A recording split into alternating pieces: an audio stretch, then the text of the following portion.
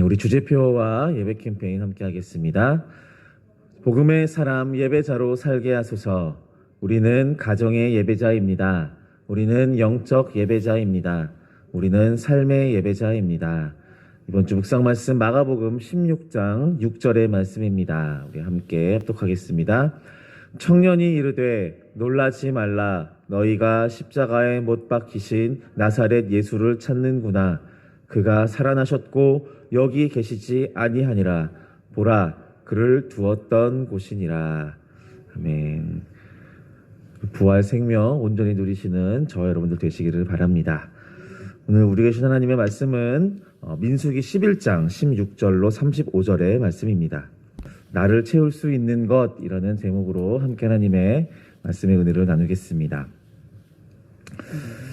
한 20여 년 전쯤이었던 것 같습니다. 한 음료 광고가 화제가 된 적이 있습니다.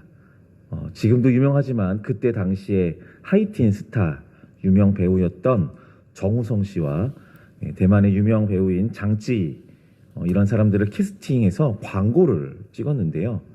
광고의 내용이 로미오와 줄리엣처럼 이루어질 수 없는 두 남녀의 사랑에 대한 이야기였습니다. 네. 영화나 드라마가 아니라 광고입니다. 뭐 그런 광고였어요. 남자가 여자한테 나뭇잎을 막 던지면서 가란 말이야. 너 만나고 되는 일이 하나도 없어. 막 이런 광고였습니다.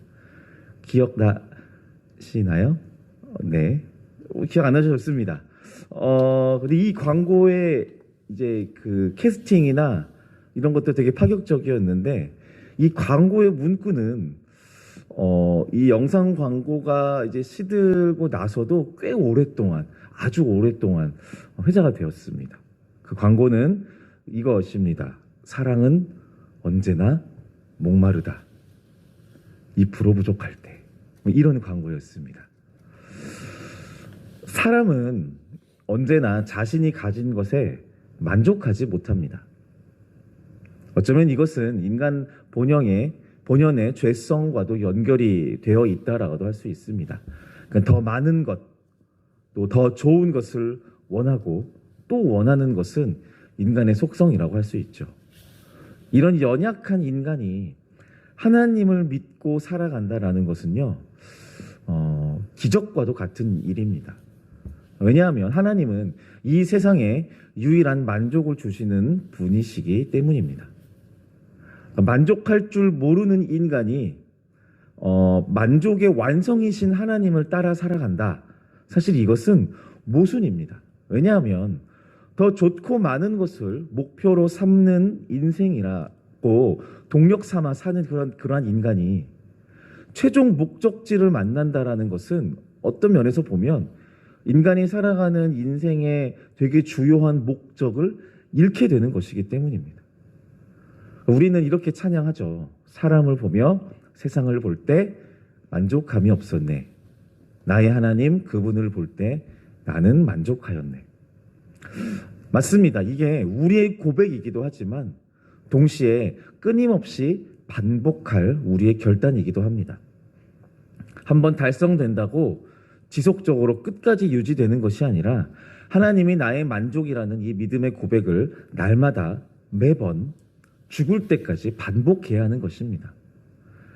계속 반복해서 말씀을 나누지만 우리의 신앙이라고 하는 것은요, 어떤 목적을 이루고 달성하기 위함이 아니라 목적을 향해서 하루하루 걸어가는 과정인 것입니다. 오늘 함께 읽은 이 본문에서는요, 이 만족이라는 개념을 다르게 받아들인 한 사람과 한 무리가 등장합니다. 이 두 부류의 이야기를 함께 나눠보도록 하겠습니다. 먼저 소개되는 이야기는 모세의 이야기입니다. 오늘 본문 이전의 장면, 그러니까 어제 말씀이었죠. 모세는요, 수많은 사람들을 자기 혼자 돌보고 가르칠 수 없다고, 자기는 그만큼의 능력이 없다라고 하나님께 도움을 요청합니다. 자신의 능력의 한계를 잘 알고 있었던 거죠. 그리고 그러한 모세의 요청에 하나님께서 이렇게 응답하십니다. 오늘 본문의 말씀 16절과 17절의 말씀을 같이 한번 읽어보도록 하겠습니다. 네, 같이 읽어보겠습니다. 시작. 여호와께서 모세에게 이르시되 이스라엘 노인 중에 내가 알기로 백성의 장로와 지도자가 될 만한 자 70명을 모아 내게 데리고 와 회막에 이르러 거기서 너와 함께 서게 하라. 내가 강림하여 거기서 너와 말하고 내게 임한 영을 그들에게도 임하게 하리니 그들이 너와 함께 백성의 짐을 담당하고 너 혼자 담당하지 아니하리라. 하나님의 의도는 분명합니다. 하나님의 백성인 이스라엘을 약속의 땅으로 이끄는 것이죠.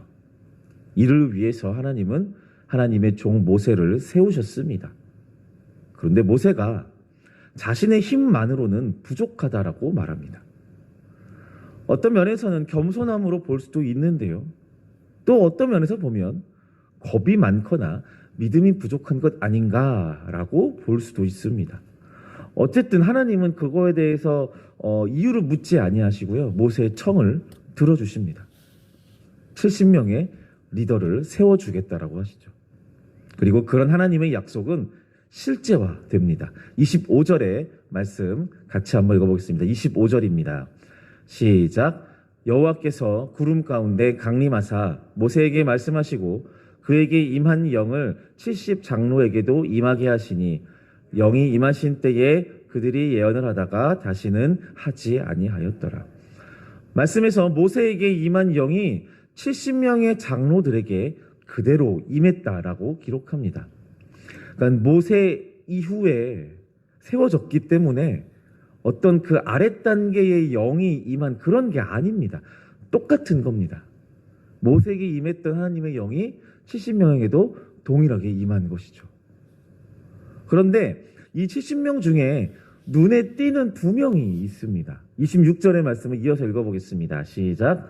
그 기명된 자 중 엘다시라 하는 자와 메다시라 하는 자 2사람이 진영에 머물고 장막에 나아가지 아니하였으나 그들에게도 영이 임하였으므로 진영에서 예언한지라.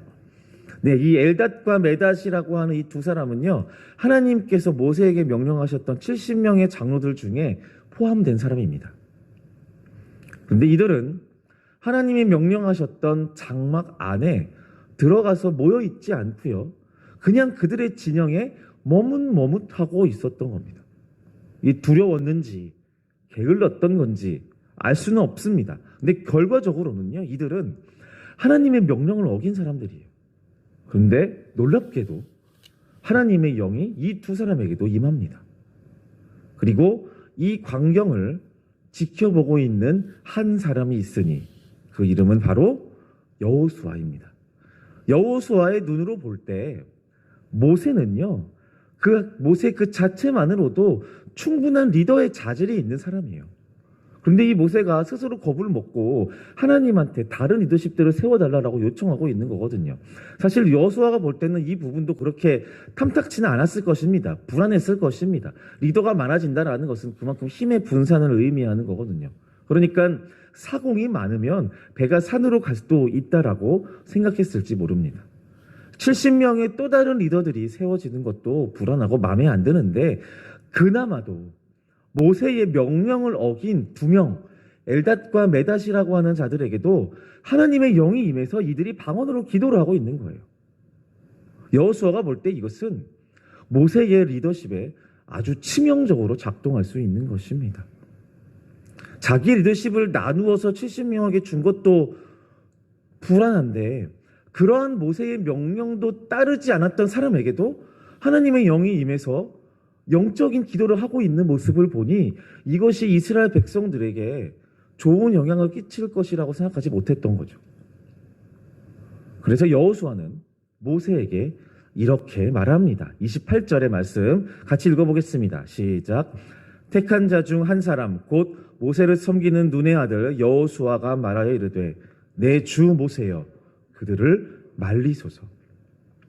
하지 못하게 하라는 겁니다. 저들은 자격이 없다라는 거죠.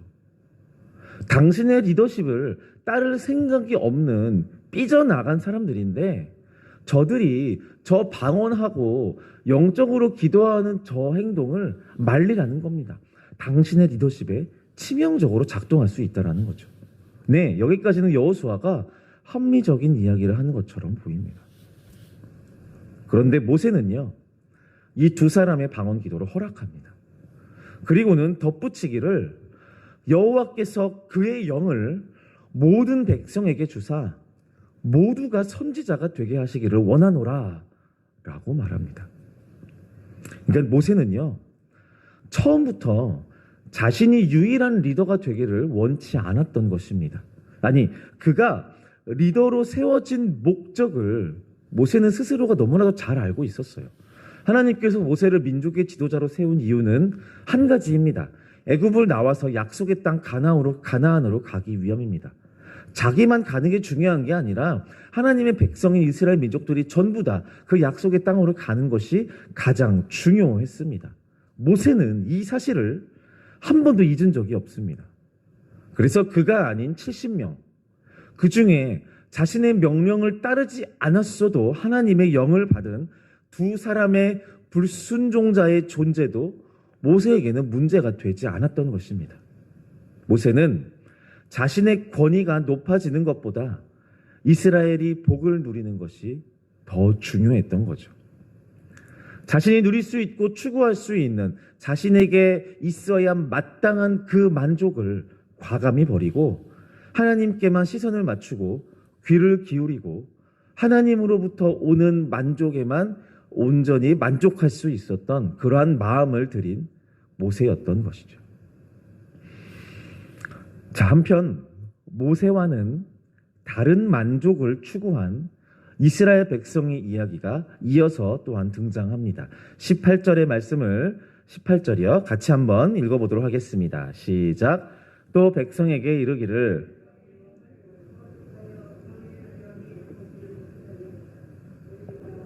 이르기를 누가 우리에게 고기를 주어 먹게 하랴. 애굽에 있을 때가 우리에게 좋았다 하는 말이 여호와께 들렸으므로 여호와께서 너희에게 고기를 주어 먹게 하실 것이라.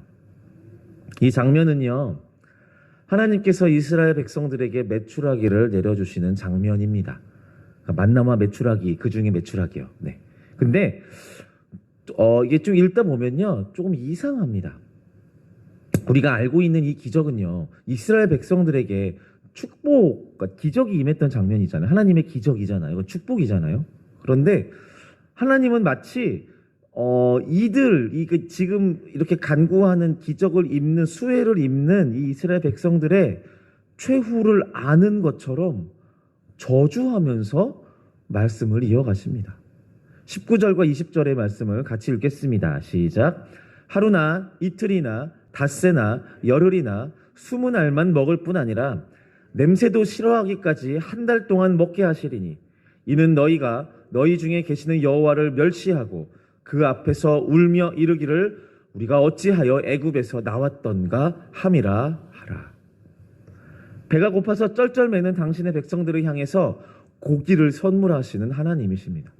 그런데 이스라엘 백성은 하나님의 내리신 이 메추라기 기적으로 인해서 엄청난 곤경에 처하게 될 것입니다. 자, 이야기의 진행은 이렇습니다.